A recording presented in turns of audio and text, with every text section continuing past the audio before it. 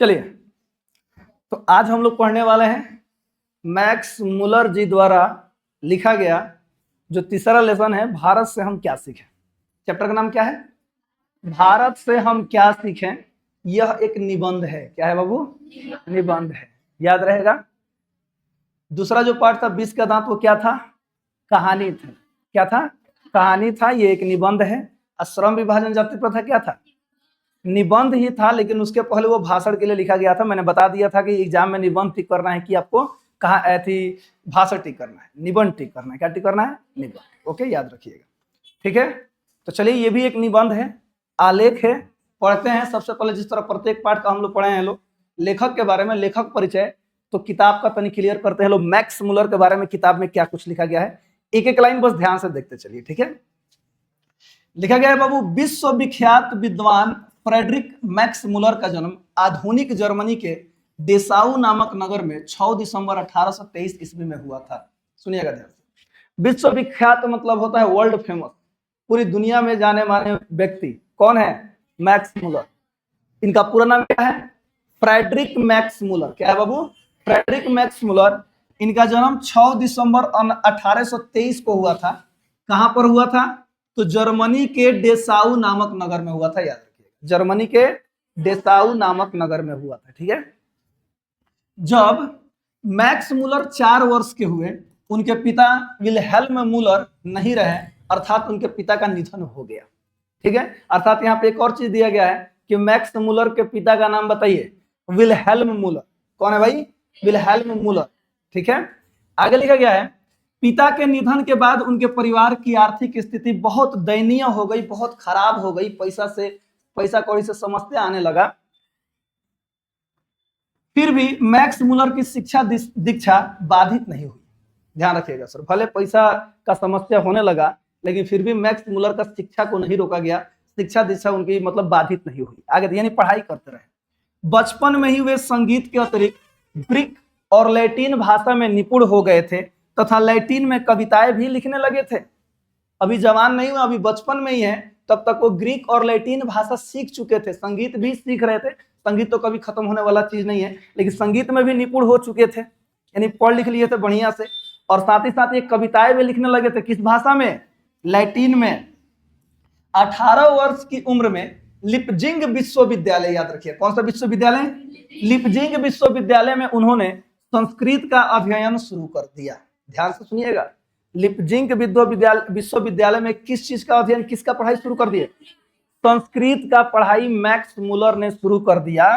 उन्होंने हितोपदेश का जर्मन भाषा में अनुवाद प्रकाशित करवाया। हितोपदेश पता है क्या? हितोपदेश एक प्रकार का कह सकते हैं किताब है, ग्रंथ है, जिसको नारायण मुनि लिखा है, पंडित नारायण ने लिखा है। किन्होंने लिखा है? नारायण पंडित ने लिखा है। जी हाँ, नारायण पंडित ने। हमारा संस्कृत में एक चैप्टर है व्याग्रह पथिक कथा। कौन सा कथा? व्याग्रह पथिक कथा नारायण पंडित द्वारा लिखा गया है। वो हितोपदेश से ही लिया गया है, व्याघ्र पथिक कथा। व्याघ्र पथिक कथा में पशु पक्षियों से संबंधित छोटी छोटी कहानियां लिखी गई है, बच्चों को मोटिवेट करने के लिए या फिर लोगों को शिक्षित करने के लिए, जागरूक करने के लिए। तो याद रहेगा, हितोपदेश का अभी याद कर लीजिए, लेखक कौन है? नारायण पंडित। कौन है? नारायण पंडित। हमारा कहाँ ये नारायण पंडित जी कहाँ पे भेटे हैं? संस्कृत में। कौन पाठ में? व्याघ्र पथिक कथा में। कौन पाठ में? व्याघ्र पथिक कथा में। याद रखिएगा, ठीक है, क्योंकि हमको ही पढ़ना है। इसी समय उन्होंने कठ और केन आदि उपनिषदों का, कठोपनिषद और केन उपनिषद, सुनिएगा, कठोपनिषद और केन उपनिषद, ये उपनिषद है, का जर्मन भाषा में अनुवाद किया तथा मेघदूत का जर्मन में पदानुवाद का मतलब होता है, इसको भी अनुवाद किया। मेघदूत का रचयिता कौन है पता है? कालिदास है। याद रखिएगा, मेघदूत का रचयिता कौन है? कालिदास है। कालिदास है, यानी इन व्यक्तियों के रचना को उन्होंने अपने भाषा में अनुवाद करके लोगों को सामने रखा कि देखिए कितना बेहतरीन ये रचना है। और ये जितना भी मैंने नाम बताया, सभी मुनि, सभी लेखक का, सब कहां से जुड़े हुए हैं? भारत से जुड़े हुए हैं। सभी लोग कहां के थे? भारत के। नारायण पंडित भारत, कालिदास भारत। इनकी रचनाओं को ये फ्रेडरिक मैक्स मुलर ने जर्मन भाषा में अपने लोगों को अनुवाद करके दिया। ध्यान दीजिएगा सर, आगे लिखा गया है, मैक्स मुलर उन थोड़े से पाश्चात्य विद्वान, पाश्चात्य का मतलब होता है पश्चिमी देश। क्या होता है सर? पश्चिमी देश, यूरोप कंट्रीज कह सकते हैं, ठीक है। मैक्स मुलर उन थोड़े से पाश्चात्य विद्वानों में अग्रणी माने जाते हैं, एकदम आगे माने जाते हैं, जिन्होंने वैदिक तत्व ज्ञान को मानव सभ्यता का मूल स्रोत माना। वैदिक तत्व ज्ञान, वेद, वेद पढ़ते हैं लोग, वेद, वेद कितने हैं? 4 हैं, सभी को पता है। कौन कौन? ऋग्वेद, सामवेद, यजुर्वेद और अथर्ववेद। बहुत बढ़िया, याद रखिएगा। तो सुनिएगा, यानी इन वेदों को उन्होंने मानव सभ्यता का मूल स्रोत माना। वेदों का अध्ययन करना इन्होंने बहुत जरूरी माना। किन्होंने? मैक्स मुलर ने। इस तरह से हम समझ सकते हैं। आगे लिखा गया है, तो हम यह कह सकते हैं कि ये वेदों के ज्ञाता थे, इसीलिए इनको पता है। स्वामी विवेकानंद ने वेदांतियों का भी वेदांती कहा। वेदांती का मतलब होता है जो वेदों को जाने, जो वेदों को एकदम पढ़ लिख करके उसमें निपुण हो जाए, उसको वेदांती कहा जाता है। क्या कहा जाता है? वेदांती। 4 गो वेद अभी मैंने बताया ना, तो चारों वेदों को ये पढ़ लिख लिए थे। कौन? फ्रेडरिक मैक्स मुलर ने, याद रखिएगा। इसीलिए इनको किन्होंने वेदांतियों का वेदांती कहा था? स्वामी विवेकानंद ने, याद रखिएगा, ठीक है। क्वेश्चन पूछता है कि इनमें से किन्हें वेदांतियों का वेदांती कहा गया है, तो मैक्स मुलर को कहा गया है। किन्होंने कहा है? स्वामी विवेकानंद ने कहा, ठीक है। आगे देखिए, उनका भारत के प्रति अनुराग जग जाहिर है। वो भारत से बड़ी प्रेम करते थे। कौन? Max Muller. उन्होंने भारतवासियों के पूर्वजों की चिंतन राशि को यथार्थ का मतलब होता है एकदम सच्चाई रूप में लोगों के सामने प्रकट किया। उनके प्रकांड पांडित्य से प्रभावित होकर साम्राज्ञी विक्टोरिया ने, विक्टोरिया मेमोरियल का कतम बना हुआ है। साम्राज्ञी का मतलब होता है उस समय की वो रानी महारानी थी। कौन? विक्टोरिया ने 1868 ईस्वी में उन्हें अपने अस्पूर्ण प्रसाद में ऋग्वेद तथा संस्कृत के साथ यूरोपियन भाषाओं की तुलना आदि विषयों पर व्याख्यान देने के लिए आमंत्रित किया था। माने एक समय की बात है, बेचारे फ्रेडरिक मैक्स मुलर इतने विद्वान थे ना कि इनको बड़े बड़े लोग बुलाते थे भाषण देने के लिए, कुछ कहने के लिए, संबोधित करने के लिए। जैसे अभी के समय में कहीं पे कुछ फंक्शन होता है तो देखिए कोई बड़ा नेता को लोग बुलाते हैं, किसी पढ़े लिखे व्यक्ति को बुलाते हैं, लोगों को मोटिवेट करते हैं, संबोधित करते हैं खड़ा होकर। ऐसा देखे हैं लोग आप लोग? उसी तरह से पहले किनको बुलाया जाता था? और भी बहुत लोग होंगे, लेकिन विक्टोरिया ने मैक्स मुलर को बुलाया था। किस लिए बुलाया था? एक बार फिर से देखिए, ऋग्वेद तथा संस्कृत, ऋग एगो वेद है, ठीक है, तथा संस्कृत के साथ यूरोपियन भाषाओं की तुलना करने के लिए बुलाया गया था कि आइए आप कुछ कहिए, कुछ भाषण दीजिए। सुनिएगा ध्यान से। उस भाषण को सुनकर विक्टोरिया इतनी प्रभावित हुई, जब उन्होंने भाषण दिया मैक्स मुलर ने, तो विक्टोरिया इतनी प्रभावित हुई कि उन्हें नाइट की उपाधि प्रदान कर दी। नाइट की उपाधि, नाइट का मतलब होता है एक अवार्ड, उनको उपाधि प्रदान कर दी, यानी एक राजा की तरह जीवन जीने वाला व्यक्ति हो जाता है जिसको नाइट की उपाधि मिल जाती है। सुनिएगा ध्यान से, राजा की तरह समझ में आ रहा है ना? ऐसा हमने पढ़ा था कभी कि जिनको नाइट की उपाधि मिलती थी, एकदम घोड़ा पर बैठ के माला वाला पहिन वहीन करके मोती एकदम चल रहे हैं, शान सहिंसा मैंने बात बता, ऐसे व्यक्ति, मैंने नाइट की उपाधि ये होता था, ठीक है। तो विक्टोरिया ने मैक्स मुलर को कौन सी उपाधि दे दी? नाइट की उपाधि दे दी। आगे देखिए, किंतु उन्हें यह पदवी अत्यंत तुच्छ लगी, एकदम छोटी लगी, और उन्होंने उसे अस्वीकार कर दिया। विक्टोरिया ने नाइट की उपाधि दी, लेकिन मैक्स मुलर ने क्या कहा? नहीं चाहिए मुझे। उन्होंने इंकार कर दिया, क्योंकि उनको वो पद जो कि राजा महाराज की तरह एकदम जीवन जीने वाला पद होता है, सुनिएगा ध्यान से, उस चीज को उन्होंने क्या कर दिया कि एकदम ये छोटा चीज है मेरे लिए, मुझे ये नहीं चाहिए। तो कितने खतरनाक आदमी होते थे लोग, बताइए। पहले ये बार कहीं कुछ मिलो तो अरे हमरे चाहिए, हमरे के दे दो, हमरे के दे दो। आज के जमाने में सुनिएगा ध्यान से, जिस तरह गैरिबाल्डी के बारे में मैंने आपको पढ़ाया था, उसको प्रधानमंत्री बनने का मौका मिल रहा था दक्षिणी इटली रियासत का, लेकिन उन्होंने क्या किया? उन्होंने प्रधानमंत्री के पद को त्याग दिया और कृषि कार्य करने के लिए निकल गए। ऐसे ऐसे व्यक्ति हुए हैं। सुनिएगा ध्यान से, लिखा गया है, भारत भक्त संस्कृतानुरागी। संस्कृतानुरागी का मतलब होता है संस्कृत को जानने वाले, संस्कृत को मानने वाले एवं वेदों के प्रति अगाध आस्था रखने वाले फ्रेडरिक मैक्स मुलर का 28 अक्टूबर सन 1900 ईस्वी में निधन हो गया। अर्थात उनका क्या हो गया? देहांत हो गया, और वो चल बसे। कौन? Friedrich Max Muller. कब? 28 अक्टूबर 1900 में, ठीक है। चलिए, अब थोड़ा सा पाठ के बारे में यहाँ पे बताया गया है, पाठ के बारे में सुन लीजिए, उसके बाद में पाठ शुरू कर रहा हूं, ठीक है। प्रस्तुत आलेख, आलेख का मतलब निबंध होता है, ठीक है। प्रस्तुत निबंध वस्तुतः भारतीय सिविल सेवा हेतु चयनित युवा अंग्रेज अधिकारियों के आगमन के अवसर पर संबोधित भाषणों की श्रृंखला की एक कड़ी है। सुनिएगा सर ध्यान से, ठीक है। अर्थात कहने का मतलब ये जो हम आलेख के रूप में पढ़ने जा रहे हैं, कौन सा चैप्टर, भारत से हम क्या सीखे, ये भी एक प्रकार का भाषण के लिए तैयार किया गया था। किसके लिए तैयार किया गया था? भाषण के लिए। किनके लिए तैयार किया गया था? तो भारत में जितने भी अंग्रेज सिविल सर्विस करने आए थे, नौकरी करने आए थे, उन लोगों को संबोधित करने के लिए भाषण तैयार किए गए थे। तो इस प्रकार से ये भाषण भी है। क्या है सर? भाषण भी है। समझ में आया? आगे देखिएगा, एक कड़ी है, प्रथम भाषण का यह अविकल रूप से संक्षिप्त एवं संपादित अंश है। अविकल का मतलब क्या होता है पता है? जैसा है ठीक वैसा ही, तनिक भी इसमें तोड़ मरोड़ नहीं किया गया है, जो बोला गया था ठीक वही लिख दिया गया है। ये अविकल रूप होता है। क्या होता है? अविकल, यानी जो मैक्स मुलर ने लिखा है, जो बोला है, उसी चीज को इन्होंने क्या कर दिया है सर? लिख दिया गया। किन्होंने लिखा है? तो सुनिएगा, जिसका भाषांतरण डॉक्टर भवानी शंकर त्रिवेदी ने किया है। अर्थात हम जो पढ़ने जा रहे हैं, भले ही मैक्स मुलर ने लिखा हो, मैक्स मुलर ने भाषण दिया हो, लेकिन हम जो पढ़ने जा रहे हैं उसको भाषा में हिंदी में अनुवाद किन्होंने किया है? भवानी शंकर त्रिवेदी ने किया है। भाषण में मैक्स मुलर ने भारत की प्राचीनता, विलक्षणता का प्रतिपादन करते हुए नवागंतुक यानी कि नए अधिकारियों को यह बताया है कि विश्व की सभ्यता भारत से बहुत कुछ सीखती है और ग्रहण करती आई है। पूरी दुनिया की सभ्यता, पूरी दुनिया के लोग भारत से सीख रहे हैं। शुरुआत से सीखते आए हैं लोग। कौन? पूरी दुनिया के लोग भारतीय सभ्यता से उनको संबोधित कर रहे हैं। आगे देखिएगा, उनके लिए यह एक सौभाग्यपूर्ण अवसर है कि वे, क्या लिखा गया है?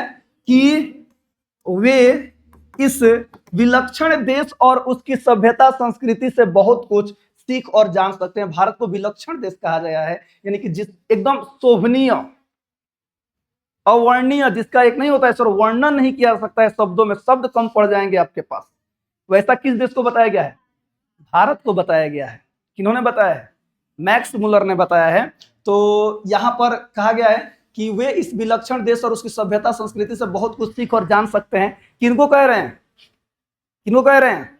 उन जो व्यक्ति आए थे, अंग्रेज अधिकारी जो भारत में नौकरी करने आए थे, उनको कह रहे हैं। आगे देखिएगा, यह भाषण आज भी उतना ही प्रासंगिक है, यानी कि यह भाषण भी है। ठीक है सर? क्या है सर? भाषण है। आज भी उतना ही प्रासंगिक है, बल्कि स्वदेशाभिमान के विलोपन के इस दौर में, यानी आज के समय में लोग देशों से प्यार कहाँ कर रहे हैं? सोचिएगा, आज के दिनों में सर लोग, देशभक्ति लोगों के अंदर कम होती जा रही है। तो यहाँ पे लिखा गया है कि यह भाषण आज भी उतना ही प्रासंगिक है, बल्कि स्वदेशाभिमान के विलोपन के इस दौर में इस भाषण की विशेष सार्थकता है, बहुत जरूरी है। नई पीढ़ी अपने देश तथा इसकी प्राचीन सभ्यता, संस्कृति, ज्ञान साधना, प्राकृतिक वैभव आदि की महत्ता यानी कि महत्व का प्रमाणिक ज्ञान प्रस्तुत भाषण से प्राप्त कर सकेगी। यानी कि हम लोग बताइए सर, हम लोग आधुनिक ही ना लोग हैं, नौजवान हम हो रहे हैं, अब धीरे धीरे बड़े हो रहे हैं। अगर आज हम जान जाए कि हमारा भारत कितना मजबूत था, पूरा प्रकृति से सौंदर्य अगर कहीं पे भरा है तो कहाँ भरा है? भारत में भरा है। पूरी दुनिया भारत से सीख रही है, तो हमें भी भारत के प्रति प्रेम होगा कि नहीं होगा? होगा। तो ये चीज हमें सीखने को मिलेगा इस पाठ से। चलिए चैप्टर शुरू करते हैं। आइए, चैप्टर का नाम क्या है? हम भारत में इतना दिन से रह रहे हैं। चलिए आपसे एक क्वेश्चन पूछ रहे हैं, हम भारत में इतना दिन से रह रहे हैं, भारत से हम क्या सीखें? क्या सीखें? चलिए आज पता चलेगा। देखिए हमारा भारत कितना महत्वपूर्ण है, अब भारत कितना खूबसूरत, so beautiful, so elegant, just looking like a wow है। क्या है? भारत है। आइए पढ़ते हैं। शुरुआत कुछ ऐसे कर रहे हैं, सुनिएगा। सर्वविध संपदा और प्राकृतिक सौंदर्य से परिपूर्ण कौन सा देश है? यदि आप मुझे इस भूमंडल का अवलोकन का मतलब होता है जांच पड़ताल करने के लिए कहें, तो मैं बताऊंगा कि वह देश है भारत। वाह भाई वाह, शुरुआत कितना बेहतरीन हुआ है। देखिए कह रहे हैं क्या कि सर्वाधिक संपदा, सर्वविध संपदा, सुनिएगा, संपदा, खजाना, प्राकृतिक सौंदर्य, यानी सबसे सुंदर प्रकृति कहां पर है? अगर आप मुझसे पूछेंगे ना, तो मेरे जबान पर सबसे पहला नाम क्या आएगा? भारत का आएगा। आगे देखिएगा, पूरे दुनिया में और कौन देश नहीं है, लेकिन सबसे पहला नाम किसका आएगा? भारत का आएगा। आगे देखिएगा, भारत जहां भूतल पर ही स्वर्ग की छटा निखर रही है। भारत वह देश है जहां जमीन पर ही आपको स्वर्ग मिलेगा। आगे देखिएगा, यदि आप यह जानना चाहे कि मानव मस्तिष्क की उत्कृष्टम उपलब्धियों का सर्वप्रथम साक्षात्कार यानी कि जान पहचान किस देश ने किया है और किसने जीवन की सबसे बड़ी समस्याओं पर विचार कर उनमें से कईयों के ऐसे समाधान ढूंढ निकाले हैं कि प्लेटो और कांट एक दार्शनिक थे। क्या थे? दार्शनिक। जैसे दार्शनिकों का अध्ययन करने वाले हम यूरोपियन लोगों के लिए भी वे मनन योग्य है, तो मैं यहां भी भारत का ही नाम लूंगा। वाह भाई वाह। अगर आप जानना चाहते हैं कि पूरी दुनिया किससे सीखी है, पूरी दुनिया का विकास किससे हुआ है, तो मेरे जबान पे भी नाम किसका आएगा? भारत का ही नाम आएगा। आगे देखिएगा, लिखा गया है, यदि, सुनिएगा, और यदि यूनानी, रोमन और सेमेटिक जाति के यहूदियों की विचारधारा में ही सदा अवगाहन करते रहने वाले हम यूरोपियनों को ऐसा कौन सा साहित्य पढ़ना चाहिए जिससे हमारे जीवन का अंतरम परिपूर्ण, अधिक सर्वांगीण, अधिक विश्वव्यापी, यूं कहे कि संपूर्णता मानवीय बन जाए और यह जीवन ही क्यों अगला जन्म तथा शाश्वत जीवन में भी सुधर जाए, तो मैं एक बार फिर से भारत का ही नाम लूंगा। यानी यहाँ पे कह रहे हैं कि पूरी दुनिया अगर मुझसे पूछेगी कि हम क्या करें कि हम सुधर जाए, हम क्या पढ़े कि हमारा जीवन एकदम बेहतर हो जाए, हम कहाँ जाएं कि हम एकदम जो चाहते हैं वो पूरा हो जाए, हमारा जो सपना है पूरा हो जाए, तो मैं उसको एक ही बात कहूंगा कि आप पहले भारत को जानिए, भारत को समझिए, आप जो चाहते हैं आपको मिल जाएगा। ये है हमारा भारत। कौन कौन व्याख्या कर रहे हैं? मैक्स मुलर कर रहे हैं। आगे देखिएगा कितना बेहतरीन बेहतरीन शब्दों से किया गया है। आगे लिखा गया है अगला पैराग्राफ में, जो लोग आजकल के भारत में घूम कर आए हैं, यानी कि आजकल के जब वो लिख रहे थे भारत में घूम कर आए हैं, उन लोगों को अधिकतर भारत के कलकत्ता, बंबई, मद्रास या ऐसे दूसरे शहरों की ही याद है, जबकि मेरा अधिकतर ध्यान सच्चे अर्थों में भारत के नागरिक ग्रामवासियों की ओर ही रहा है, क्योंकि सच्चे भारत के दर्शन अगर कहीं हो सकते हैं तो वहीं हो सकते हैं। अर्थात सच्चे भारत का दर्शन कहां पर हो सकता है? गांवों में हो सकता है। सच्चा भारत कहां पे बसता है? गांव में बसता है, ग्रामीणों में बसता है। वाह भाई वाह। क्वेश्चन पूछता है कि सच्चे भारत का दर्शन कहां हो सकते हैं? गांवों में हो सकते हैं, याद रखिएगा। आगे देखिएगा, आजकल के लोग बताइए शहर में घूमने जाते हैं, कलकत्ता चलो, बंबई चलो, जाता नहीं कमाए कलकतिया, कहते हैं ना, नासिक जाता नहीं, बॉम्बे जाता नहीं, दिल्ली जाता नहीं। अरे भाई सच्चा भारत तो हमारे देहातों में है, गांव में है। आइए ना, कहा? वाह भाई भाई, याद वाह सवन संग के, हमारा बिहार में ना जी, तब सारे जहां से अच्छा बिहार हमारा। हिंदुस्तान पहले ही है, बात करता हूं। आगे देखिए, चलिए अब देखिए, अब यहाँ पर थोड़ा बहुत प्राचीन समय में लेकर चलेंगे। कौन? Max Muller. आइए पढ़ते हैं क्या लिखा गया है। 2-3 हजार वर्ष पुराना ही क्यों, 2-3 हजार वर्ष पुराना ही क्यों, आज का भारत भी ऐसी अनेक समस्याओं से भरपूर है, सुनिएगा, जिनका समाधान 19वीं सदी के हम यूरोपियन लोगों के लिए भी उतना ही वांछनीय है। केवल हमारे पास उस भारत को पहचान सकने वाली दृष्टि की आवश्यकता है। यानी हम भारत को नहीं पहचान रहे, केवल भारत को लूट रहे हैं। अंग्रेज आए थे, लूटने का काम किए थे, बताइए, समस्या पैदा करने का काम कर रहे हैं, लेकिन हम भारत को पहचान नहीं सक रहे हैं, हम भारत को नहीं पहचान पा रहे हैं। हमें भारत को पहचानना पड़ेगा। आगे देखिएगा, यदि आपकी अभिरुचि, अब ये कुछ एग्जाम्पल देना चाहते हैं, अलग अलग एग्जाम्पल देकर समझाएंगे आप क्या करना चाहते हैं। दुनिया में लोग क्या करते हैं? डॉक्टर बनेंगे, टीचर बनेंगे, कुछ जानेंगे, घूमेंगे, हर एक चीज आपको भारत में मिलेगा। देखिएगा अब एक एक पैराग्राफ को समझिए अच्छे से। यदि आपकी अभिरुचि यानी मन की पैठ किसी विशेष क्षेत्र में है, तो उसके विकास और पोषण के लिए आपको भारत में पर्याप्त अवसर मिलेगा। यदि आप किसी चीज को खोजना चाहते हैं, यदि आपका मन किसी विशेष चीज में है, तो आप भारत में आइए, वह चीज आपको मिलेगा।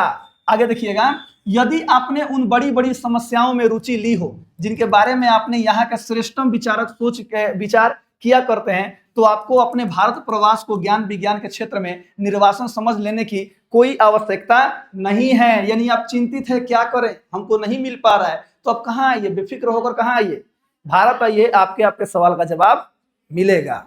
आगे देखिएगा, यदि आप भूविज्ञान, सुनिएगा, यदि आप भूवैज्ञानिक हैं, भूविज्ञान में रुचि रखते हैं, तो हिमालय से श्रीलंका तक का विशाल भूप्रदेश आपकी प्रतीक्षा कर रहा है। यदि आप भूविज्ञानिक है तो कहां उधर घूम रहे हैं? आइए भारत में, आ जाइए हिमालय वाले क्षेत्र में, खोजते खोजते तू मर जाओ, लेकिन तेरा पूरा खोज ना कर पाए। भरा पड़ा है भारत में। आगे देखिएगा, यदि आप वनस्पति जगत के विचारना चाहते हैं, सुनिएगा, यदि आप वनस्पति वैज्ञानिक हैं, सुनिएगा, तो भारत एक ऐसी फुलवारी है, लाइन याद रखिएगा, भारत एक ऐसी फुलवारी है जो हरकस जैसे अनेक वनस्पति, हरकस एक वनस्पति वैज्ञानिक थे। कौन से वैज्ञानिक थे? हरकस कौन से वैज्ञानिक थे? वनस्पति वैज्ञानिक थे। वनस्पति वैज्ञानिकों को अनायास ही अपनी ओर आकृष्ट कर लेती है। भारत एक ऐसी फुलवारी है जहां पर बड़े बड़े वनस्पति वैज्ञानिक जो है ना, खींचे हुए चले आते हैं ऑटोमेटिक। कैसे? ऑटोमेटिक। भारत इतनी बड़ी फुलवारी है। आगे देखिएगा, आगे लिखा गया है, यदि आपकी रुचि जीव जंतुओं के अध्ययन में है, यदि आप जीव जंतुओं के बारे में जानना चाहते हैं, तो आपका ध्यान श्री हेकल की ओर अवश्य होगा, जो इन दिनों भारत के कांतारों की छानबीन के साथ ही भारतीय समुद्री तट में मोती भी बीन रहे हैं। यदि आपको जीव जंतु से संबंधित चाहिए तो आप आइए इधर, आपको हर एक चीज मिलेगा।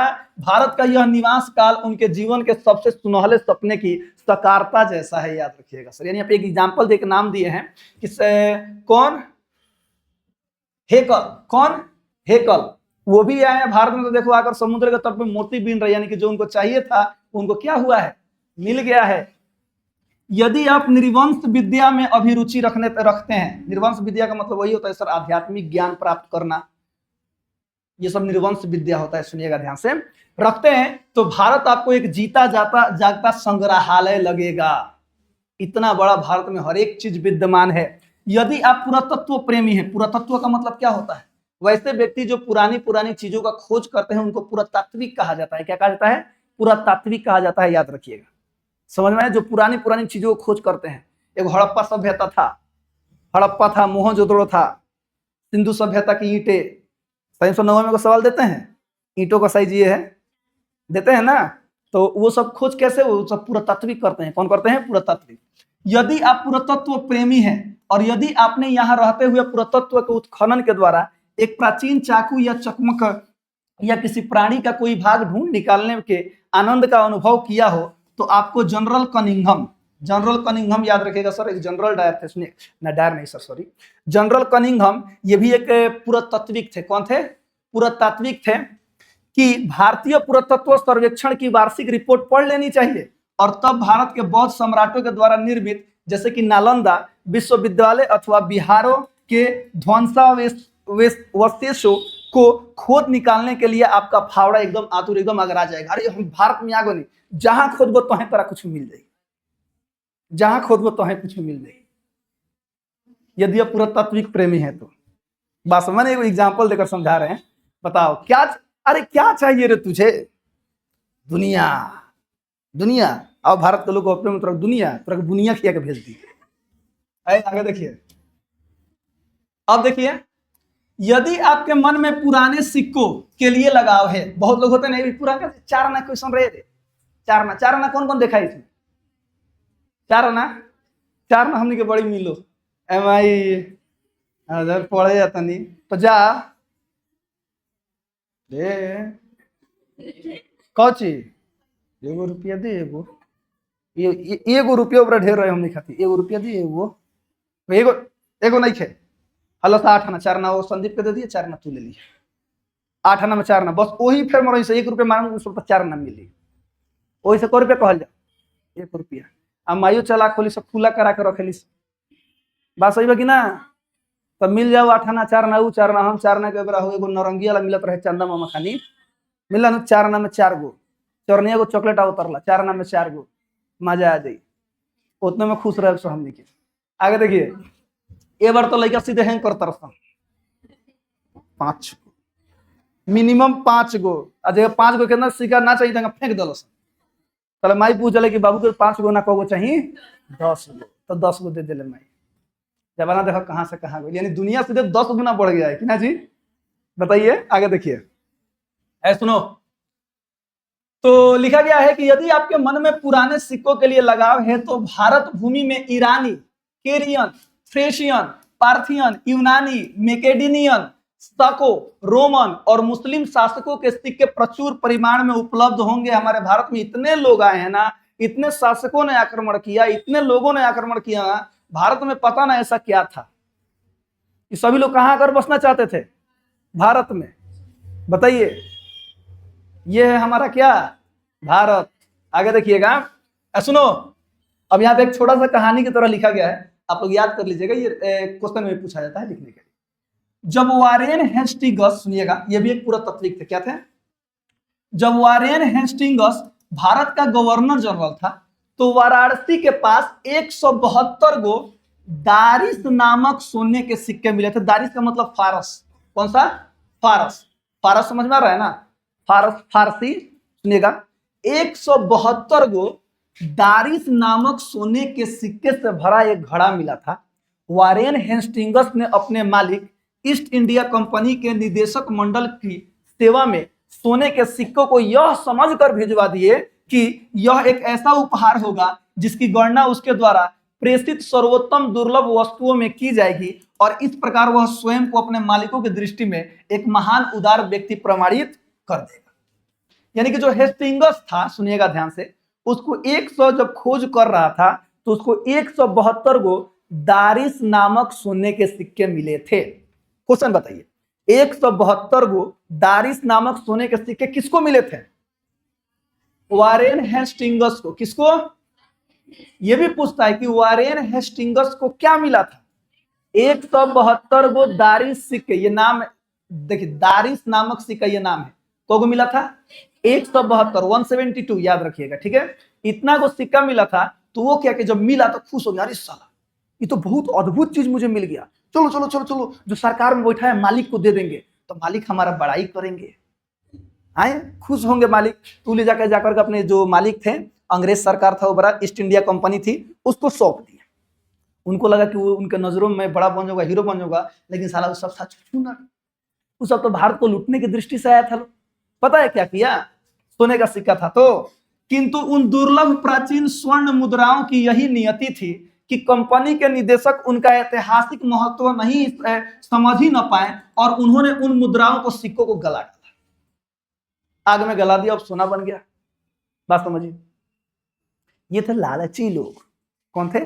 लालची। ओले बाका भेड़ा रलन होई के पूछा क्या है?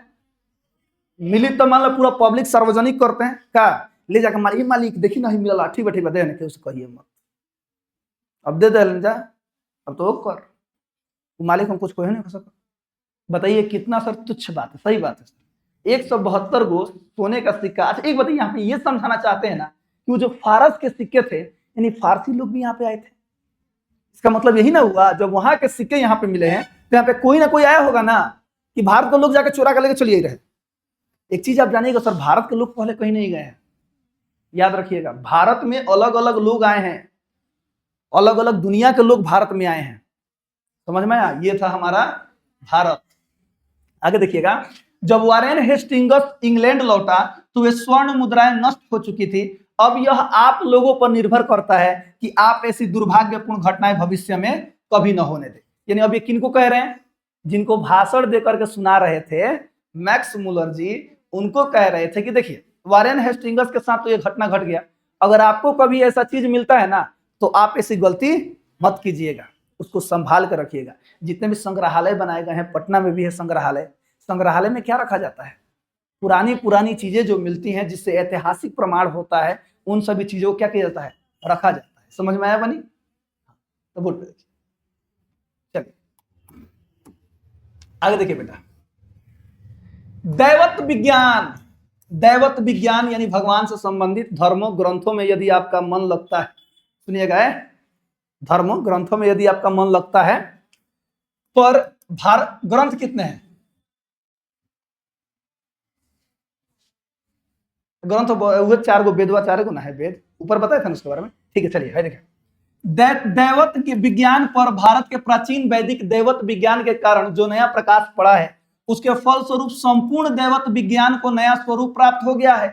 किंतु बावजूद इसके कि सच्चे दैवत विज्ञान की एक आधारशिला रखी जा चुकी है, इस विज्ञान की व्यापक रूपरेखाएं अभी निर्मित होनी है, और यह कार्य जितने सही ढंग से भारत में हो सकता है, अन्यत्र कहीं नहीं हो सकता है, क्योंकि सबसे ज्यादा भगवान को मानने वाले लोग कहां पे मिलेंगे? आपको भारत में मानने वाले मिलेंगे।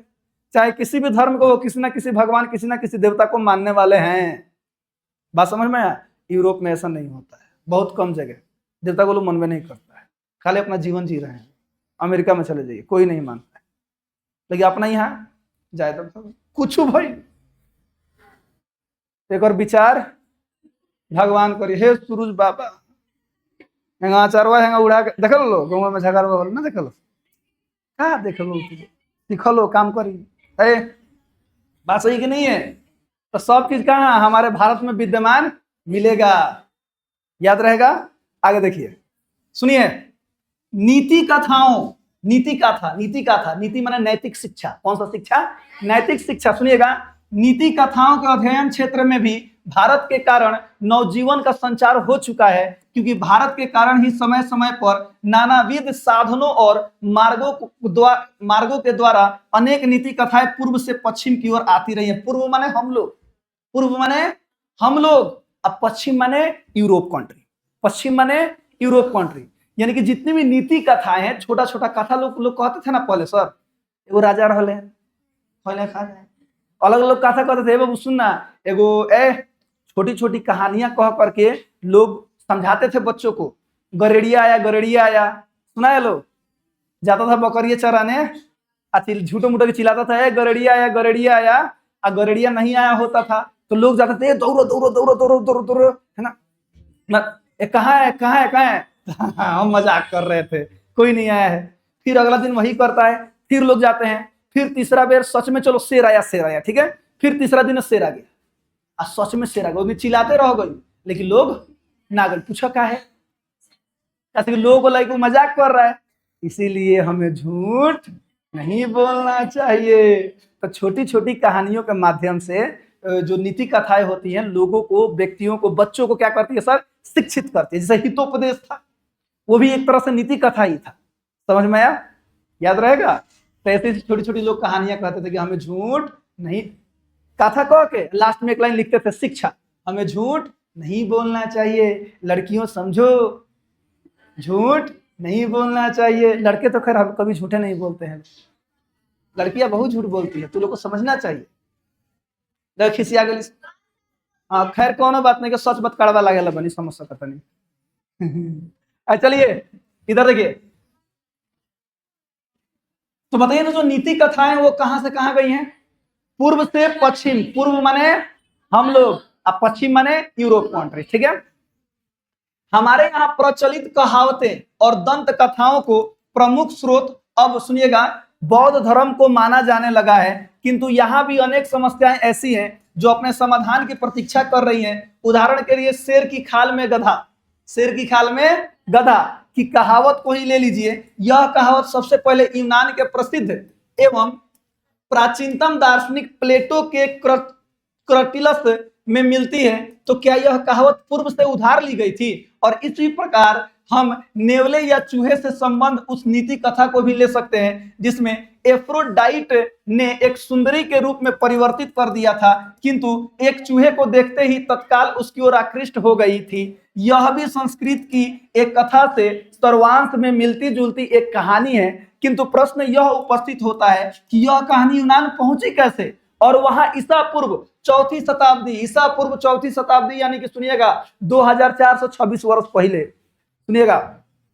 चौथी सदी ईसा पूर्व स्ट्रीटस की कहानियों में स्थान कैसे पा गई, इस क्षेत्र में भी अभी बहुत काम करना होगा।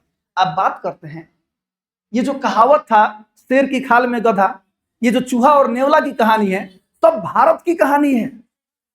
सब यूरोप कैसे पहुंच गया? फ्लाइट से पहुंच गया, यानी कोई ना कोई व्यक्ति भारत आया, भारत को समझा, नीति कथाओं को जाना, उससे लोगों को प्रभावित देखा, तो उन्होंने भी अपनी किताबों में जाकर के वहां पर लिख दिया कि देखो हमने ये चीज भारत से सीखा, मैंने भारत से ये चीज लाया है जो हमें कितना आगे बढ़ा सकता है। जरा समझिए, चूहे और नेवले की कहानी, बात समझ में आया? आगे देखिएगा, चूहा नेवला वाला कहानी सुन ले बड़, हमने के बिलैया मूस वाला सुन ले कि ना, ए मूस के ना तरह केमे सुतबा चूल्ही में, सुन ले बड़, चुप देख ला बिलाई के रुक, ऐसा सुन नहीं सुनता है? सुना है लो ना? अरे बहुत सुना है लो। हमको भी उतना याद नहीं आ रहा है तनतनी में, बहुत बहुत ढेर नहीं पहले सुनते हैं हमने कहते कौआ हकनी कहानी सुन ले भाई, सुन ले बड़ा सर, कौआ हकनी क्या सुन ले बड़ा सर भाई है। आगे देखिए, ठीक है, कथा को है मैं खत्म हो करवा सकता हूँ। हमें इससे भी और अधिक प्रयत्न युग, सुनेगा, प्रयत्न युग में प्रवेश करना होगा। वहां भी भारत तथा पश्चिम की अनेक दंत कथाओं में आश्चर्यजनक अनुरूपताएं मिलेंगी।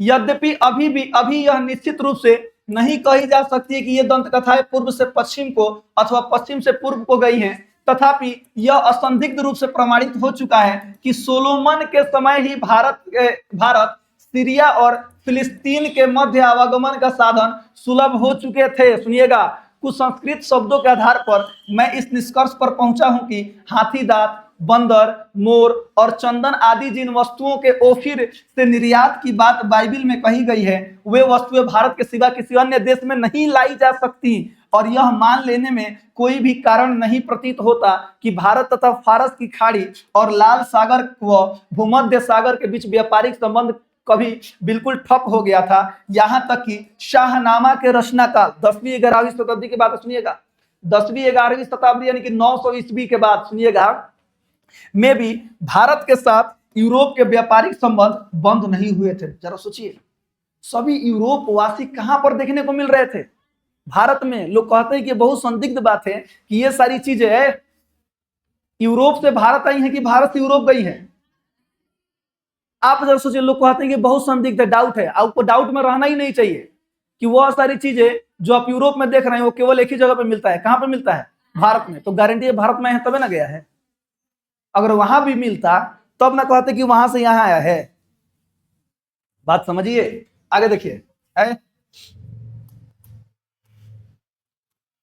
आगे लिखा गया है, आप में से कईयों ने भाषाओं का ही नहीं भाषा विज्ञान का भी अध्ययन किया होगा, तो आपको क्या भारत से बढ़कर दूसरा कोई देश दिखाई देता है जहां केवल शब्दों को ही नहीं बल्कि व्याकरणात्मक तत्वों के विकास और क्षय से संबद्ध भाषा वैज्ञानिक समस्याओं के अध्ययन का महत्वपूर्ण अवसर प्राप्त हो सके? वहां आपको आर्य, सुनिएगा, आर्य, द्रविड़ और मुंडा जैसी अनेक भारतवासी जातियों की बोलचाल की भाषाओं का ही नहीं बल्कि, अपितु का मतलब क्या होता है, बल्कि उनके साथ यूनानी, उच्ची हुड़ अरबी, सुनिए, अरब, ईरानी और मुगल आक्रमणकारियों व विजाताओं की भाषाओं सम्मिश्रण की अत्यंत रोचक भाषा वैज्ञानिक समस्याओं का अध्ययन का भी सुयोग्य प्राप्त हो सकता है। अर्थात आइए आप भारत में 10, 20, 30 किलोमीटर खाली चेंज करो ना, सीधे भाषा बदल जाला। इतना भाषा भरा पड़ा है कहां पर? भारत में, कि आप सोच भी नहीं सकते हैं। समझ में आया? बबुनी खड़ा बोल, दोनों आदमी खड़ा चलो। अंजलि कुमारी और सूफी कुमारी, स्टैंड अप, खड़ा हो गई। बहुत बहुत टैलेंट लड़की है, ठीक है, बाहर दिए पीछे खड़ा हो दिए दोनों। चलो चलो डाउन ना। हाँ, अब वजह से एकदम भौक भौक लो कि सब याद हो जाए के बारे में। हाँ, चलिए आगे बढ़ा जाए।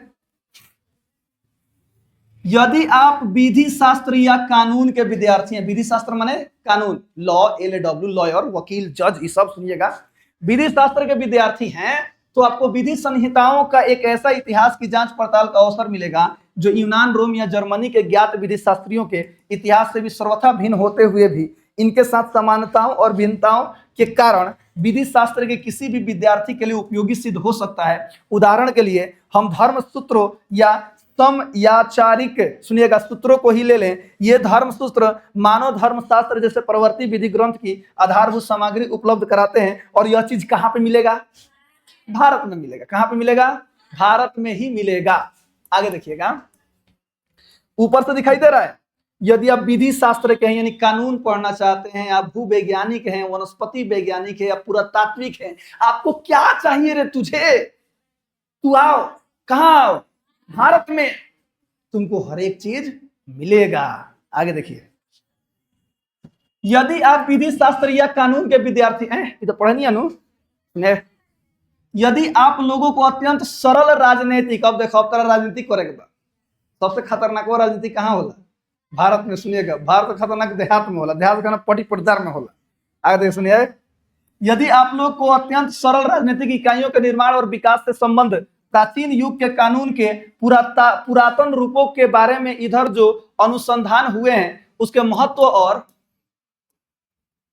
सुनिएगा वैशिष्ट्य को परख सकने की क्षमता प्राप्त करनी है तो आपको इसके लिए आज भारत की ग्राम पंचायतों के रूप में इसके प्रत्यक्ष दर्शन सुयोग अनायास ही मिल जाएंगे। आप आइए ना भारत में भाई, भारत तो इतना बड़ा देश ना, आप गांव में जाइए वहां पर आपको राजनीतिक चीज देखने को मिल जाएंगे।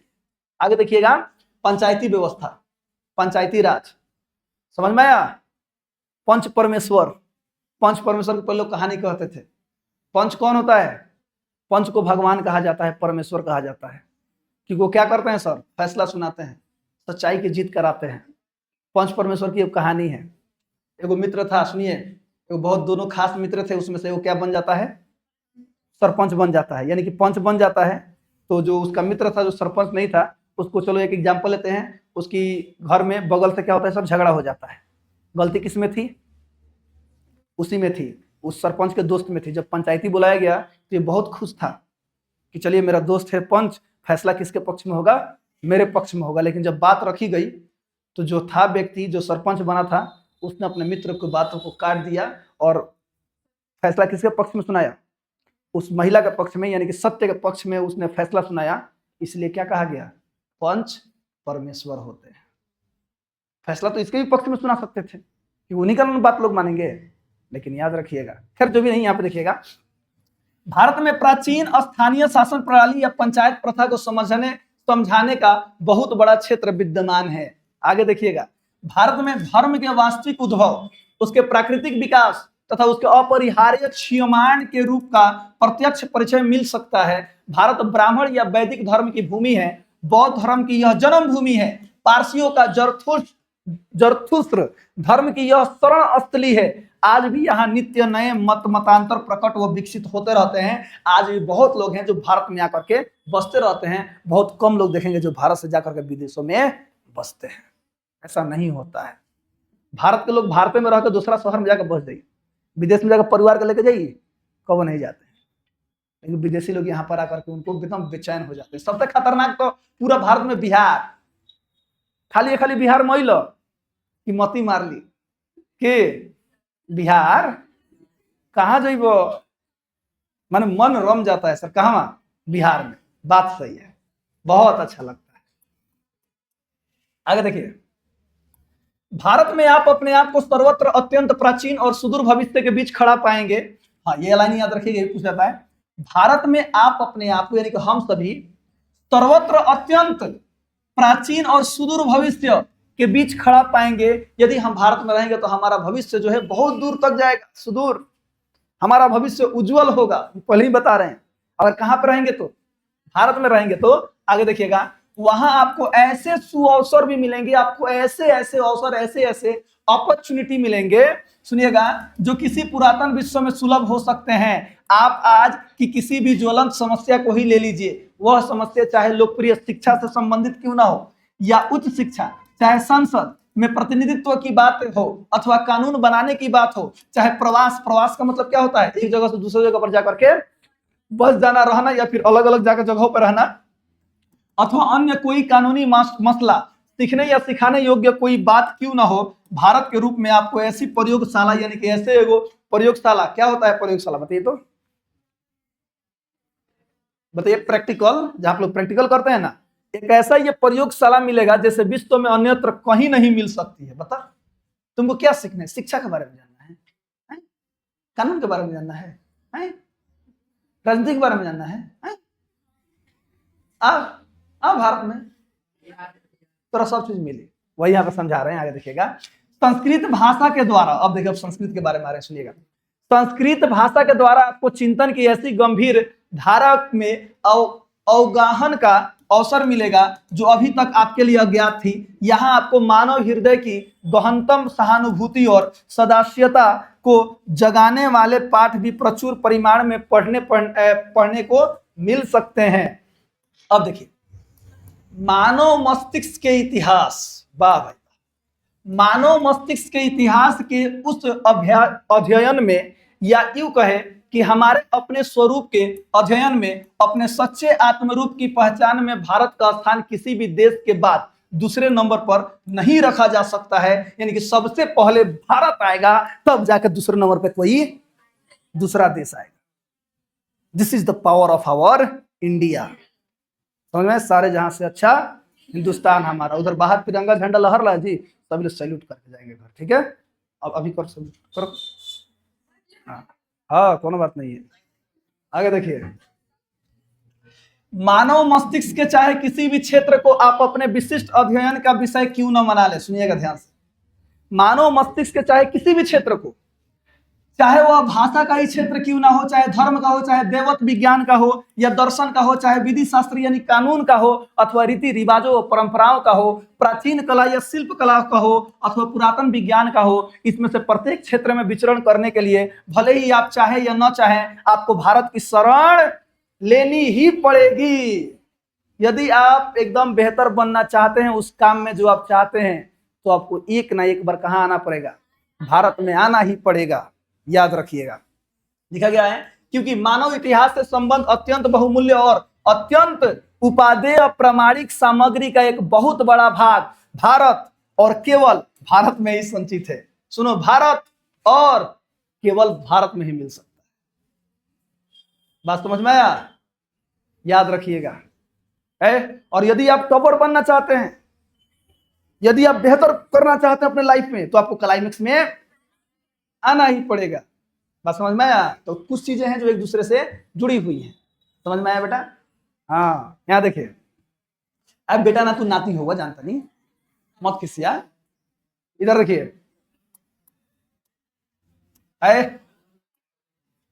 तरवाजी बेटा हूँ।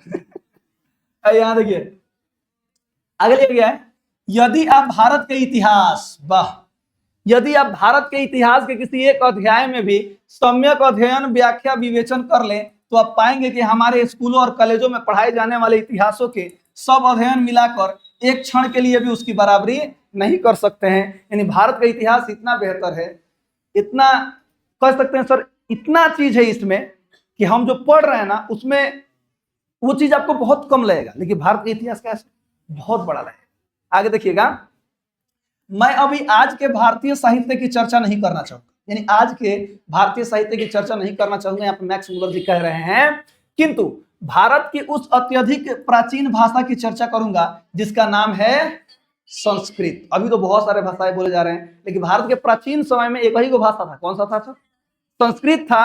अब देखिएगा, अब आप पूछेंगे कि संस्कृत में ऐसी क्या बात है जिसके कारण हम उस पर इतना ध्यान दें, तो ऐतिहासिक दृष्टिकोण से संस्कृत सर्वातिशायी क्यों है?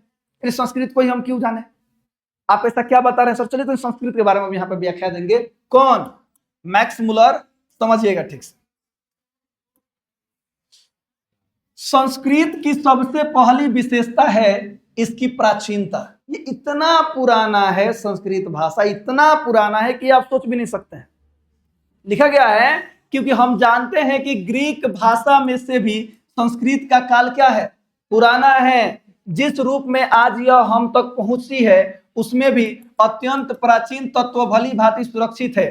ग्रीक और लैटिन भाषाएं लोगों को सदियों से ज्ञात है और निसंदेह यह भी अनुभव किया जाता रहा था कि इन दिनों इन दोनों भाषाओं में कुछ न कुछ साम्य अवश्य है, किंतु समस्या यह थी कि इन दोनों भाषाओं में विद्यमान समानता को व्यक्त कैसे किया जाए।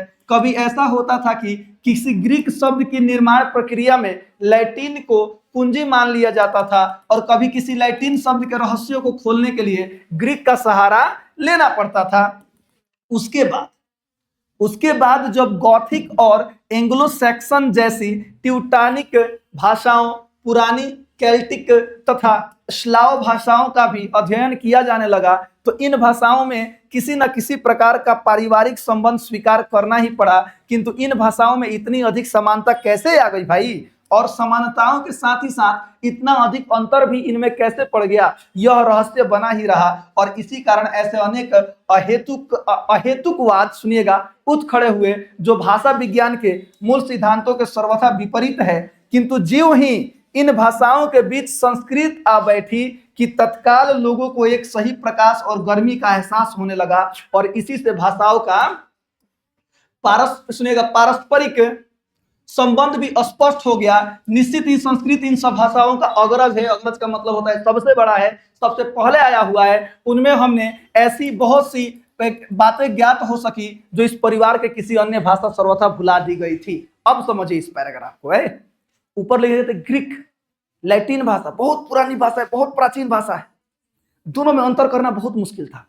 फिर कुछ भाषाओं के बारे में लोग जाने तो उनको देखा गया, अरे भाई ये तो ग्रीक और लैटिन से लिया गया है, ये तो वहीं से भाषा है। जैसे हम लोग भोजपुरी में लिखे कुछ भी तो लगेगा ना कि हम हिंदी वाला शब्द लिख रहे हैं, एक ही तरह का भाषा लगेगा। हरियाणवी बोलिए, राजस्थानी बोलिए, लगेगा कि जो हिंदी जानते हैं वो थोड़ा थोड़ा समझ लेंगे, उसी से ना संबंधित है। लेकिन बात समझिएगा सर, आज संस्कृत भी अगर कहीं पे कोई लिखा रहे तो समझ जाएंगे, नहीं समझ जाएंगे? समझ जाएंगे, क्योंकि यही ना शब्द होता है, दुगो बिंदु हलंत लगते चलता है। तो अर्थात यहाँ पे कहा जा रहा है कि जितने भी पुरानी से पुरानी भाषाओं को देख रहे हैं ना, सब में जब अंतर करना लोगों को मुश्किल लगता था, जब लोगों ने संस्कृत के बारे में जाना, अरे साला ये तो सब भाषा के बाप कौन है? संस्कृत है। पूरा क्वेश्चन का आंसर मिल गया, टेंशन खत्म। इतना प्राचीन भाषा है संस्कृत, जिसका जन्मभूमि कौन है? हमारा भारत है। इस भाषा से अलग अलग भाषा बनाए गए हैं। बात समझिए, यह है संस्कृत भाषा। आगे देखिएगा, लिखा गया है दूसरी वस्तुओं के समान शब्द भी मर मिट जाते हैं। जी हाँ सर, जिस तरह, अच्छा सॉरी, यहां देखिए, यदि आग के लिए संस्कृत का अग्नि और लैटिन का इंग्निस एक ही शब्द मिल जाता तो हम निर्भरता रूप से इस निष्कर्ष पर पहुंच जाते कि एक दूसरे से अविभक्त आर्यों को अग्नि का ज्ञान हो चुका था। साथ ही लिथुआनियन, उग्निस और स्कोटिक भाषा में इंग्लिश शब्द यह दर्शाते हैं कि स्लाव और ट्यूटानिक भाषाएं भी इस शब्द से परिचित थी, भले ही वहां कालांतर में अग्नि के लिए दूसरा शब्द क्यों ना गढ़ लिए गए हो, जैसे कि आग हुआ है अभी के समय में। अब समझिए, यहां से क्वेश्चन बनाया सकता है सर, संस्कृत में क्या होता है? अग्नि। अग्नि, अग्नि माने आग होता है, और इसी अग्नि को लैटिन भाषा में क्या कहता है? Ignis, Ignis. क्या लिखा है? इग्निस। और इसी को लिथुआनियन भाषा में क्या कहता है? उग्निस। और स्कोटिक में इंग्ले। अब बताइए, सभी भाषा एक जैसे लग रहे हैं कि नहीं लग रहे? लग रहे हैं ना। लेकिन सबसे शुरुआत कहां से हुआ था? अग्नि से हुआ था। बात समझिए, तो कैसे कह सकते हैं ये सभी भाषा एकदम आ गए हैं? सभी भाषाओं का अग्रज भाषा कौन सा है? संस्कृत। सुनिए, क्वेश्चन पूछ सकता है कि बताइए अग्नि का लैटिन भाषा में क्या है? इग्निस। क्या है? इग्निस। पूछ सकता है कि बताइए लिथुआनियन भाषा में क्या है? उग्निस। स्कोटिक भाषा में क्या है? इंग्ले। याद रखिएगा। आगे देखिए, दूसरी वस्तुओं के समान शब्द भी क्या होते हैं बाबू? मर मिट जाते हैं। और यह बात पाना सरल नहीं है कि कोई शब्द किसी एक भूभाग में क्यों और कैसे पनपता रहता है, जबकि दूसरे क्षेत्र में वही शब्द मुरझाकर सर्वथा लुप्त हो जाता है। देखिए सब कुछ चीजें होती हैं जो पूरी तरह हमेशा हमेशा के लिए खत्म हो जाती हैं, लेकिन कुछ चीजें होती हैं जहां पे लोग एकदम पालते पोसते रहते हैं, उस चीज को एकदम बनाए रखते हैं। आगे देखिएगा, कल्पना कीजिए, यानी कि सब विचार कीजिए कि यदि हम यह जानना चाहें कि आर्य लोग अनेक शाखाओं में विभक्त होने से पूर्व चूहे के बारे में जानते थे या नहीं, तो हमें आर्य भाषाओं के शब्दकोश देखने होंगे। शब्दकोश का डिक्शनरी होता है, उनके डिक्शनरी, उनकी किताबें पढ़नी होंगी। वहां हम पाएंगे कि संस्कृत में मूषः, क्या है सर?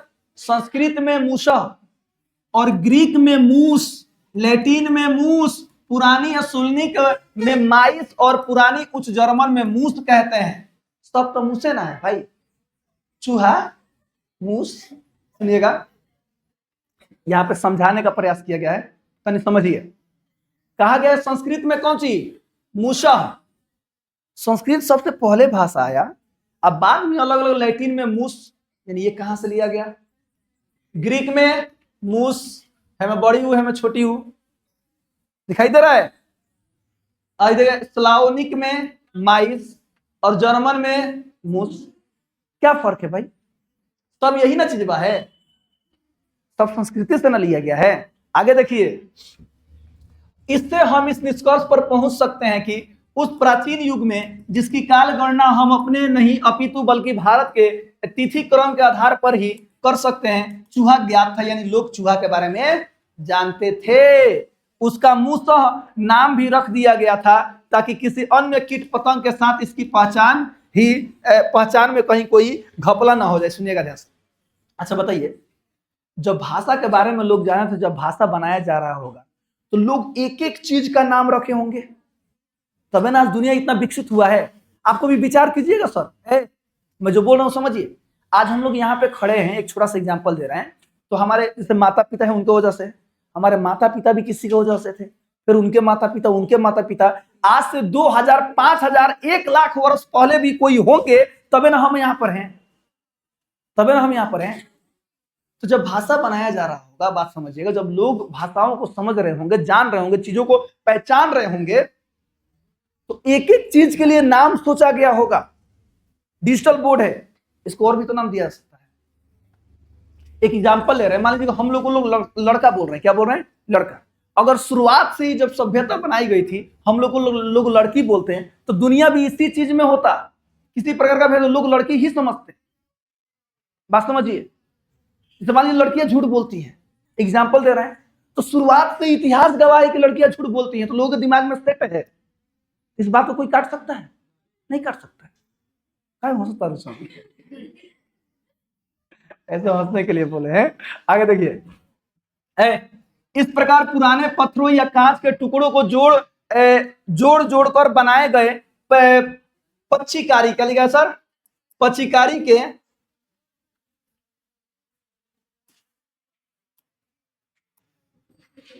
किधरों बैठी है क्या जी? हट जाओ, देखो गलत बात है, हटो।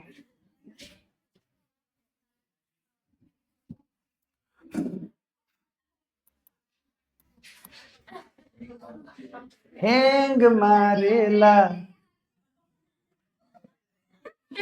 बुढ़वा, हैंग मारेला। इस प्रकार पुराने पत्थरों या कांच के टुकड़ों को जोड़कर बनाए गए पच्चीकारी, सुनिएगा, के चित्र की भांति आर्यों के विभाजन से पूर्व की सभ्यता व संस्कृति अवस्था का कुछ कमोबेश एक परिपूर्ण चित्र बनाया जा सकता है, और बनाया जा चुका भी है। पत्थरों से, आप देखिएगा सर, कहीं पत्थर से मंदिर काट कर बनाए गए हैं, पत्थर पहाड़ में काट कर, पहाड़वे के काट के मंदिर बना दो। कितने खतरनाक रचनाकार हुए होंगे, जरा सोचिए। देखिए, इतना ही क्यों, भारत व यूनान, इटली और जर्मनी में बिखरे पड़े अवशेषों के आधार पर आर्यों की जिस मूल भाषा का ढांचा खड़ा किया गया है, वह भी उन लोगों की अत्यंत दीर्घकालीन चिंतन प्रक्रिया की ही उपलब्धि थी। आगे देखिए, अब आप ही अंदाजा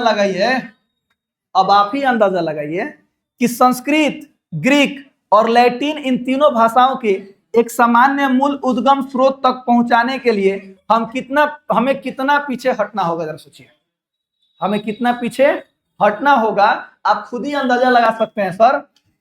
इस प्रकार हम उस सम्मिलन स्थल पर पहुंच जाएंगे जहां से हिंदू, सुनिएगा, हिंदू, ग्रीक, यूनानी आदि शक्तिशाली जातियां एक दूसरी से पृथक हुई, यानी कि अलग हुई थी, और यह भी कि उस सुदूर अतीत में वह हमारी आदि आर्य भाषा एक ऐसी चट्टान के रूप में दिखाई देती है जो चिंतन परंपरा के प्रवाह के उतार चढ़ाव से घिस मंज कर चिकनी और स्पष्ट हो चुकी थी। हमें उस भाषा में प्रकृति और प्रत्यय के योग से बनी हुई असीम ग्रीक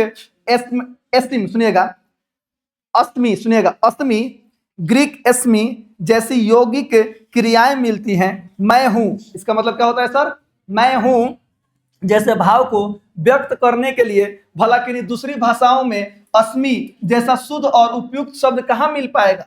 उन भाषाओं में खड़ा होता हूं या ठहरता हूं, मैं जीता हूं, मैं उगता या उत्पन्न होता हूं, या मैं बदलता हूं, जैसी क्रियाएं भले ही मिल जाए, किंतु अस्मि, मैं हूं, जिसका मतलब होता है यह क्रिया तो केवल आर्य भाषाओं में ही उपलब्ध हो सकती है, जो कि कहां के हैं? भारत से। उनका संबंध कहां से है? भारत से है।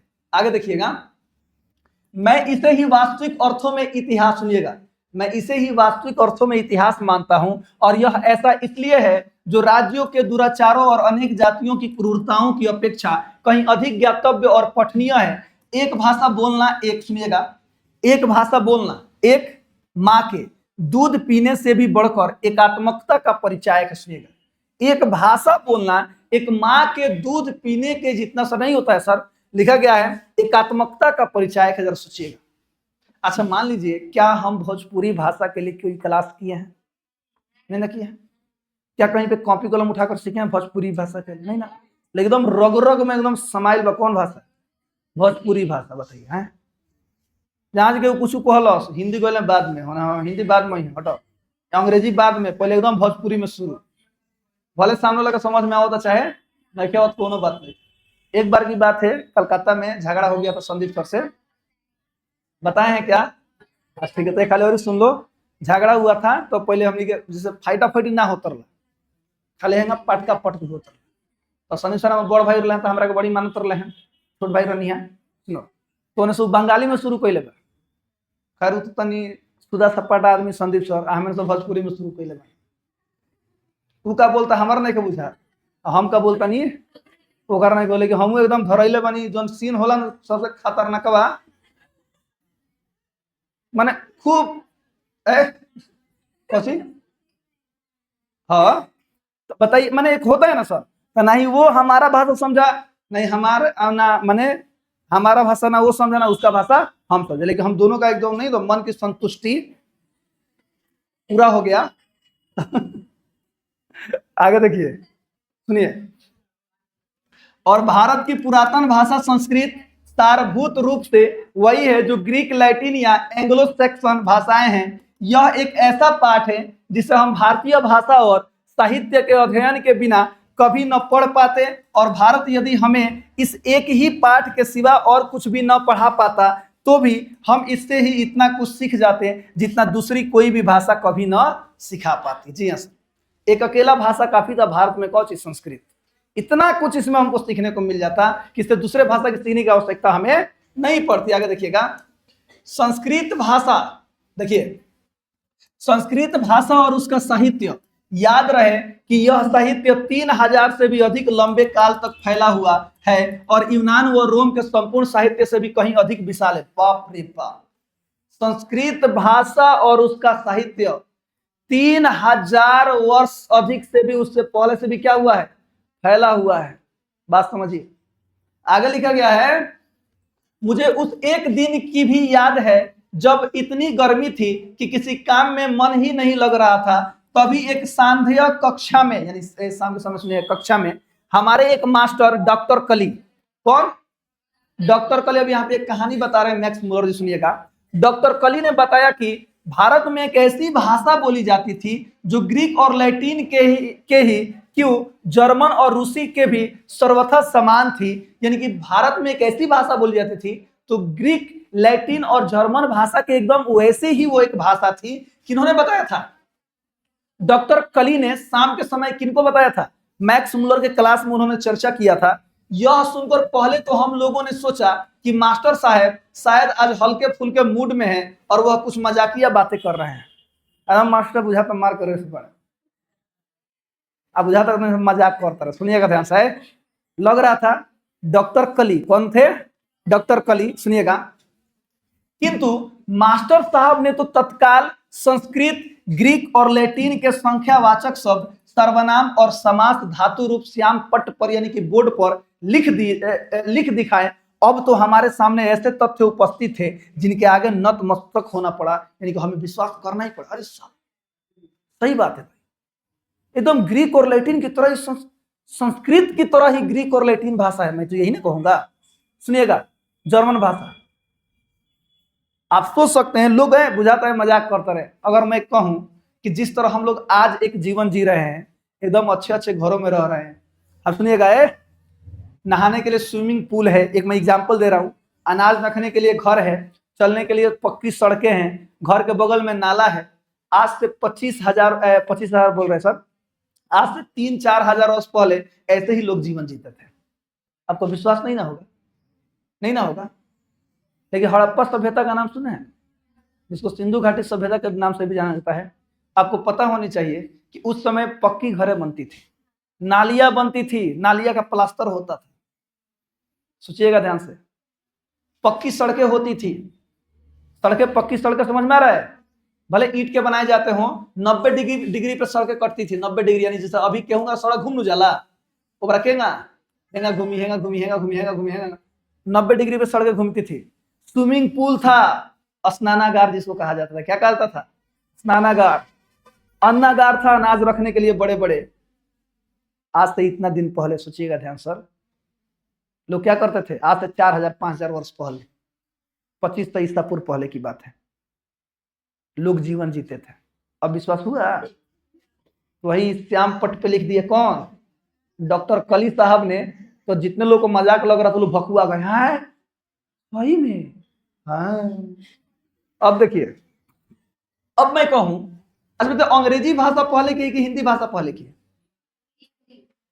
हिंदी भाषा पहले की है, बहुत पहले की है, अंग्रेजी बाद में ना आया। कभी अंग्रेजी में आप लोग 1 2 लिखे हैं? 1 2 3 4 5, ये किस भाषा में लिखा जा रहा है? अंग्रेजी में लिखा जा रहा है, ये अंग्रेजी है। हिंदी में 1 2 3, मिलता जुलता है कि नहीं है? मिलता जुलता है कि नहीं है ना? तो बताइए हिंदी से लिया गया है कि नहीं लिया गया है? लिया गया है। आगे देखिए, आगे लिखा गया है, कली साहब को याद रखिएगा, भारत के बारे में एक प्रकार के सुनिश्चित ज्ञान को मैं अपने व्यापक तथा इतिहास के ज्ञान के लिए आवश्यक मानता हूं। भारत के साथ हमारे परिचय के फलस्वरूप आज यूरोप वासियों की धारणाएं बदल चुकी हैं और बहुत विस्तृत हो गई हैं। अब हम यह जानने लगे हैं कि जैसा पहले समझा जाता था, वास्तव में हम उससे कुछ भिन्न हैं। कल्पना कीजिए कि किसी छोटी छोटी प्रलय या भौगोलिक उथल पुथल के कारण कभी अमेरिका के लोग अपने आप को अंग्रेजी मूल का सर्वथा भूल जाएं, और जब 2-3 हजार वर्ष बाद उन्हें अकस्मात मालूम हो जाए कि 17वीं सदी में ऐसा ही अंग्रेज भाषा उसका साहित्य विद्यमान था, तो आश्चर्य विभूत होंगे। संस्कृत की खोज से हमारे लिए आज ठीक वैसी ही स्थिति उत्पन्न हो गई है। बात सही कि नहीं? अभी हमें बताया हड़प्पा सभ्यता के बारे में, तो बोले हाँ सही में ऐसा था का? उसी तरह से एक एग्जाम्पल दिए, मान लीजिए 1000 वर्ष बाद अगर कभी ऐसा आ जाए, कोई बोले कि एकदम जिस तरह आप भाषा आज बोल रहे हैं ना, आज से 1000 वर्ष पहले लोग ऐसा भाषा बोलते थे, कहते आप झूठ बोल रहे हैं, सही बात है क्या? विश्वास जल्दी नहीं होगा। तो यही संस्कृत के साथ सुनिएगा ध्यान से, आगे लिखा गया है, इसके कारण हमारी ऐतिहासिक चेतना में एक नया अध्याय जुड़ गया है और हमारे भूले बिसरे बचपन की मधुर स्मृतियां फिर से क्या हो उठी हैं सर, साकार हो उठी हैं। किस भाषा के आते ही? संस्कृत भाषा के बारे में जानते ही। आगे देखिएगा, लिखा गया है, संस्कृत तथा दूसरी आर्य भाषाओं के अध्ययन ने हमारे लिए बस इतना ही किया हो, सुनिएगा, बस इतना ही किया हो, क्या किया हो? सो बात भी नहीं है, इससे मानव जाति के बारे में हमारे विचार व्यापक और उदार ही नहीं बने हैं, तथा लाखों करोड़ों अजनबियों तथा बर्बर समझे जाने वाले लोगों को भी अपने ही परिवार के सदस्य की भांति गले लगाना ही नहीं सीखे हैं, बल्कि इससे मानव जाति के संपूर्ण इतिहास को एक वास्तविक रूप में प्रकट कर दिखाया है, जो पहले नहीं हो पाया था। सुनिएगा सर ध्यान से, आगे लिखे, एकदम आसान है, आगे लिखे है, भाषा विज्ञान के द्वारा हमने अब तक जो निष्कर्ष निकाले हैं वे संस्कृत की सहायता के बिना कदापि नहीं प्राप्त किया जा सकते हैं। सुनिएगा, आज भाषा में अलग अलग भाषाओं के बारे में लोग पढ़ रहे हैं, जान रहे हैं, लोग अलग अलग भाषाओं की माने चेष्टा कर रहे हैं, कुछ खोज रहे हैं। हर एक चीज किससे जुड़ा हुआ है? संस्कृत से जुड़ा हुआ है। उसकी कड़ी क्या है? संस्कृत है। उसका मूल क्या है? संस्कृत है। आगे देखिएगा, आज हमारा इतिहास का यह अध्ययन प्रयत्न मानव को अपने पूर्व को, अपने वास्तविक पूर्व को पहचानिए, इस फ्रेंच उक्ति को क्रियान्वित कर सकने योग्य बनाता है। इस प्रकार मनुष्य इस विश्व में अपना वास्तविक स्थान निश्चित कर पाता है और यह जान लेता है कि उसने अपनी जीवन यात्रा कहां से आरंभ की थी और उसे कौन सा मार्ग अपनाना और कहां पहुंचना है। जब वो समझ जाता है, जब वो जान जाता है हर एक चीज के बारे में, तो उसको बताने की आवश्यकता नहीं पड़ती है। अच्छा मान लीजिए कि आप लोग अभी पढ़ने आ रहे हैं, सुनिए, एक समय आएगा, देखिएगा सर, जब आपको पढ़ाई के क्षेत्र में रहना होगा ना, आप पढ़ाई खुद से करें। अभी आपके गार्जियन खूब कहते हैं बाबू पढ़ ले, मेहनत कर ले, हम भी कह रहे हैं पढ़ लो, लेकिन एक समय आएगा जब आप जान जाएंगे जीवन क्या है, समझ जाएंगे, तो वह काम आप स्वयं से करने लगेंगे। उस समय आपको कहने वाला कोई नहीं होगा, आवश्यकता ही नहीं होगी। आप बात समझिए, आगे लिखा गया है,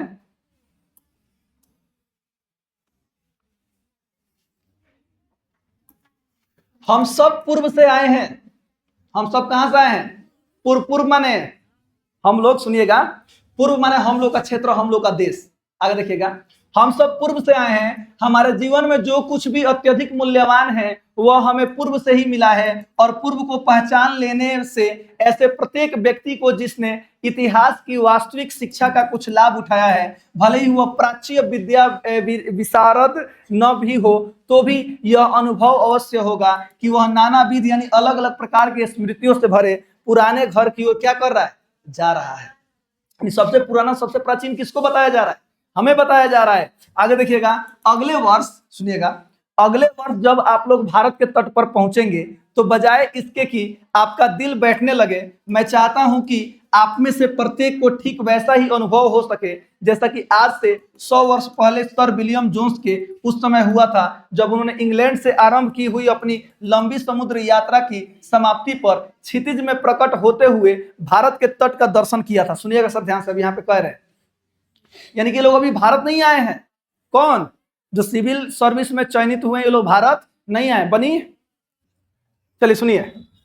हाँ, तो अब यहाँ पे बता रहे हैं कि जब आप भारत जाइएगा ना, तो एक समय की ये बात बता रहे हैं कि जब एक व्यक्ति थे, सुनिएगा ध्यान से, सर विलियम जोन्स। क्या थे? Sir William Jones. जब वो भारत गए तो भारत के तट पर उन्होंने क्या दर्शन किया? जब भारत का दर्शन किया, सुनिए, उन्हीं के शब्दों में उन्होंने क्या कहा था?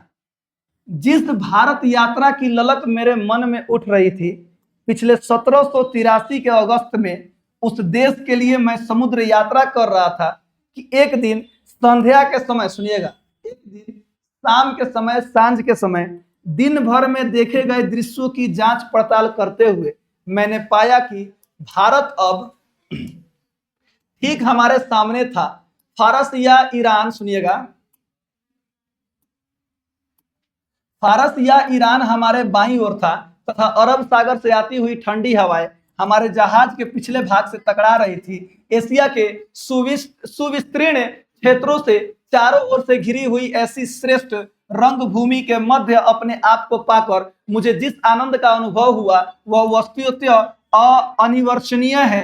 एशिया की यह भूमि नानाविध ज्ञान विज्ञान की धात्री, आनंददायक ललित तथा उपयोग कलाओं की जननी, एक से बढ़कर एक, सुनिएगा, शानदार कार्यकलापों की दृश्य भूमि, मानव प्रतिभा के उत्पादन के लिए अत्यंत उर्वर क्षेत्र तथा धर्म, राज्य, सरकारों, कानून या विधि संहिता, रीति रिवाज, परंपराओं, भाषा, लोगों के रंग रूप, आकार प्रकार आदि की दृष्टि से अपनी अत्यधिक विविधता के कारण सदा से सर्वत्र संपन्न इस दृष्टि से देखी जाती रही है। मैं यह कहे बिना नहीं रह सका कि कितना अधिक विशाल और महत्वपूर्ण क्षेत्र अभी तक अनदेखा ही रह गया था और कितने बड़े ठोस लाभ अभी तक प्राप्त नहीं किए जा सके हैं। सर सुनिएगा सर ध्यान से, यानी सर विलियम जोन्स जो कि समुद्री यात्रा करते थे, अलग अलग देशों में जाते थे, अभी वो भारत नहीं पहुंचे हैं। सुनिएगा ध्यान से, जब उन्होंने ऐसी अनुभव किया, अरे वाह, ठंडी ठंडी हवाएं, सामने एक बड़ा सा भूमध्य देश एकदम दिखाई दे रहा है,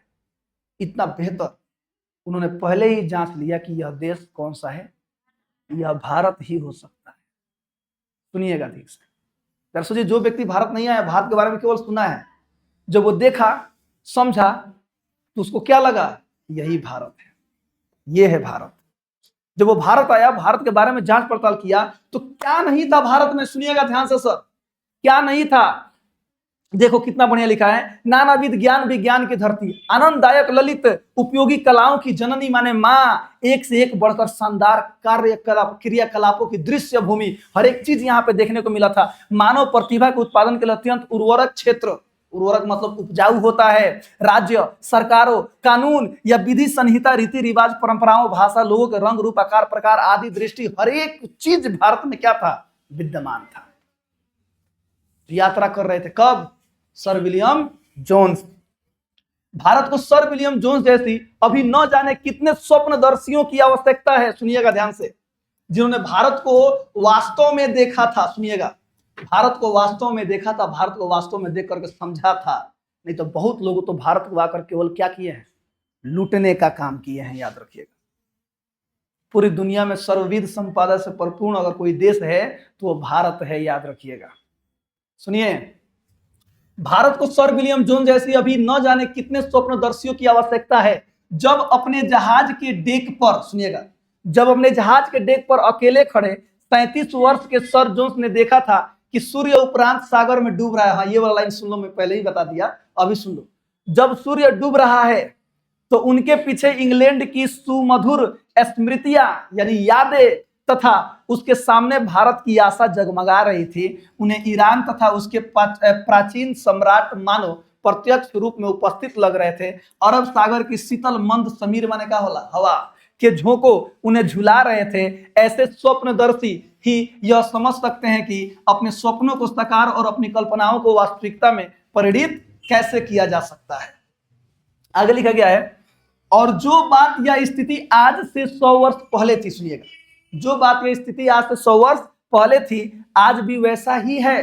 भारत में कुछ नहीं बदला है, सुनिएगा सर, आज भी वैसा ही है, या यूं कहें कि आज भी वैसा ही हो सकती है। यदि आप लोग चाहे तो भारत के बारे में वैसे ही सुनहरे सपने देख सकते हैं। भारत पहुंचने के बाद एक से एक बढ़कर एक शानदार काम भी कर सकते हैं। आप लोग विश्वास रखें कि यद्यपि सर विलियम जोन्स ने कलकत्ता पहुंचने के बाद से अब तक प्राच्य देशों के इतिहास और साहित्य के क्षेत्र में एक से बढ़कर एक शानदार बड़ी बड़ी अनेक विजय प्राप्त की है, तथापि किसी भी नए सिकंदर को यह सोचकर निराश नहीं हो जाना चाहिए कि गंगा और सिंध के पुराने मैदानों में अब उसके लिए विजय करने के लिए कुछ भी शेष नहीं बचा है। चलिए, पाठ यहाँ पे खत्म होता है। हाँ, इतना ही है, पाठ ये खत्म होता है। अब एक क्वेश्चन आंसर वाला आपको मिल जाएगा, सुनिएगा ध्यान से, आप तो समझिएगा इस लाइन को। यानी कहने का तात्पर्य, ऐसे मान लीजिए कि कोई गार्जियन है, तो कोई कहीं पे जा रहा है तो क्या चाहता है कि मेरा बच्चा आगे बढ़े, मेरा बच्चा हर एक चीज को सीखे। बात समझिएगा। उसी तरह से ये भाषण उन लोगों को इसलिए सुनाया गया है कि वो जब भारत जाए तो भारत से जितने भी चीजें वो सीख सकते हैं वो सीखें, जो भी चीजें ग्रहण कर सकते हैं ग्रहण करें, और वह चीज आकर के अपने क्षेत्र में, अपने यूरोप कंट्री में लोगों को बताएं, जानकारी दें। बात समझिए, इससे क्या होगा, वह देश भी डेवलप होगा, उसको कुछ सीखने को मिलेगा।